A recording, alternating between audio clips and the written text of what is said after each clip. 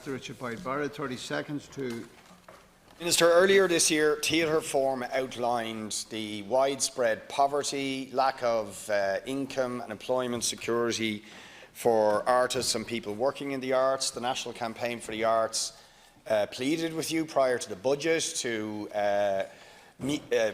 honour the commitment of Taoiseach Varadkar to double arts spending, which has only creeped up. In the most recent budget, we saw a very, very marginal increase in arts funding, which will do nothing to address the widespread poverty, income and employment security of artists, people working in the arts, and indeed I myself have pointed out to you repeatedly about the lack of security for film crew in this country who enjoy absolutely no income or employment security. So why was the budget so poor in this regard, and what are you going to do to address this issue? I think if Deputy Penrose is also taking this question. He's not here. Okay.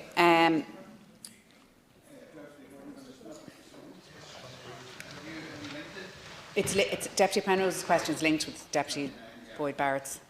I'm not sure if someone's taken.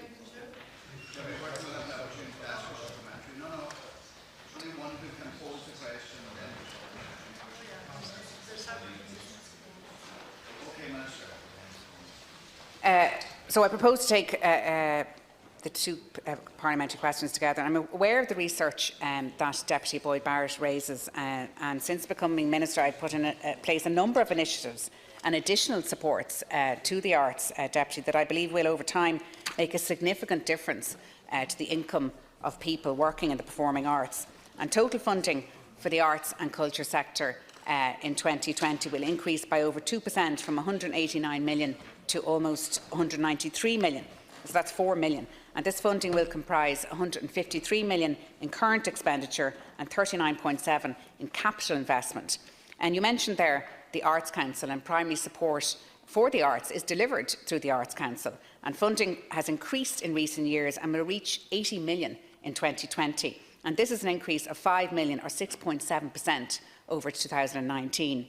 And the Arts Council, which is independent in its funding decisions under the Arts Act, operates within a published 10-year strategic framework entitled Making Great Art Work. And this strategy prioritises support for artists throughout their careers by the involvement of many agencies in cultural provision, by the impact of the arts on the creative economy, and by the depth and breadth of people's engagement with the arts. And the cumulative impact of these funding increases is further testament to the commitment, which you mentioned as well, to double the government spending in the arts, culture and heritage sector by 2025. And in this context, I am already delivering additional supports to the arts and culture sector, building on the 1.2 billion which has been earmarked for my sector under Project Ireland 2040, thus leading to increased activity and employment across all sectors under the remit of my department. And in July of this year, I announced the completion of a review of the Percent for Art scheme. And the outcome of this review led to changes to the scheme's bans and limits, which will make significantly increased funding available to the creative community. And many artists have already received high-profile commissions for public artworks as a result of this scheme, and these increases will ensure many more will also benefit. And the new limits and bans will apply from the 1st of January 2020, and you can get those details from the website. And I'm also re-establishing an interagency group to improve information gathering and collation and sharing of best practice on Percent for Art schemes. And this group will also link in with the Arts Council and seek to enhance the Council's existing advisory role in relation to the scheme. So artists, of course, deserve our full support, and they have my full support, particularly given the significant income challenges that they face.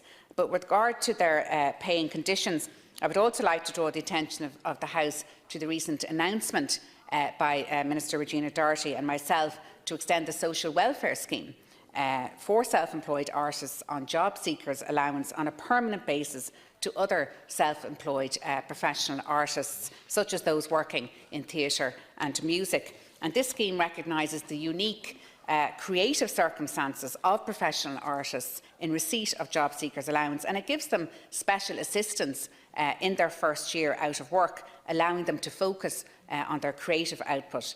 And in addition to this, my department has also worked to address conditions and employment rights in the performing arts and screen industry in conjunction with the relevant agencies under its remit. And central to this is the Arts Council policies on the remuneration of artists, which strives to ensure that organisations that are in receipt of Arts Council funding offer fair and equitable remuneration to their artists. So in tandem with securing additional funding, my department has also worked to address conditions and employment rights in the performing arts and screen industry in conjunction with the relevant agencies under its remit. And it's important to note that employees in every industry, I just finished the sentence. All right. Thank you. No problem. Minister, let's just realise what a bad situation we're in. And it's against a background where, to be honest, this country's international reputation rests to a very, very large extent on the reputation of our artists, of our musicians, our writers, our actors, our theatre producers, and so on. And yet, we spend a miserable 0.1% of GDP, the lowest in Europe, on arts. And you gave a frankly miserable £5 million increase in the arts budget at the recent budget. And the consequence for our artists is 80% of our artists are in precarious jobs, 60% earn less than the average industrial wage. On average, workers earn less money, work less hours, and the average wage is something like 2/3 of the national average, right? So we are treating our artists and workers in the arts with contempt, and I don't really see how the miserable increase that came in the budget is going to do anything to address that. Deputy Boyd Barrett said that it was a miserable increase. And I think, you know, what they have said, first of all, is that they welcome it is an increase, it's not a cut. It is £5 million. And, you know, obviously the commitment that the Taoiseach has given to double funding by 2025, we're still on the trajectory to do that. And we still intend to do that. But we're all aware of the fact that this was a budget that was not a normal budget in normal circumstances. And under those circumstances, the Arts Council have accepted that. So I think they're the people best placed to discuss this. I'm satisfied that the 80 million that we secured this year, which is the highest level in over a decade, was actually a positive rather than a negative. So I don't think we should try and mislead people in that regard. In terms of our reputation, you mentioned our international reputation. I agree with you wholeheartedly. It's really important. Our artists speak volumes in terms of our global reputation. You know, and by the fact that I did write a novel, I understand myself how difficult it is people to earn a living. I couldn't have given up my job myself just to write books. So it is something I'm acutely aware of, but I think it's facetious to say that the social welfare scheme doesn't assist people, because it does. 4 years after the Taoiseach's commitment, we have made about a 15–16% increase in arts funding, but it's still at 0.1%, right? So we're nowhere near on trajectory to double arts funding. In People Before Profits budget submission, for the last 3 or 4 years, we've actually allocated a doubling of the arts budget, which would have enormous benefits, by the way, for this country, both economically, socially, as well as for artists. So I don't really accept that the miserable fight, and of course the Arts Council, what are they going to say? They're dependent on your funding. They're not going to say anything too loudly against you. The National Campaign for the Arts expressed very considerable disappointment at the increases. And if I just a quick mention as well of Film Crew, Minister, who I've raised repeatedly, right? We need to do something about the fact that €80 million is going into film every year, and nobody has any security because of the DAC structure through which that money is filtered. Something needs to be done to address that, to give some sort of income and employment security to Film Crew, but more generally, we need to look after our artists. Yeah. Just to say, I never said the Arts Council were happy. I said that they welcomed it under the difficult circumstances of this particular budget. And just in relation to the report that has been quoted earlier, it should be noted that this category is much wider than just the arts sector. It also includes gambling and betting activities, as well as sports, amusements and recreation. I want to commend Deputy White Barrett, though, for doing a policy initiative in the first instance, because Labour haven't done, Deputy Burton hasn't produced a policy document as yet in any form or manner. But just to say as well, just to finish, sorry, I didn't interrupt you, Deputy, just to say the Commission's recommendations, I was just going to answer your question in relation to the national minimum wage.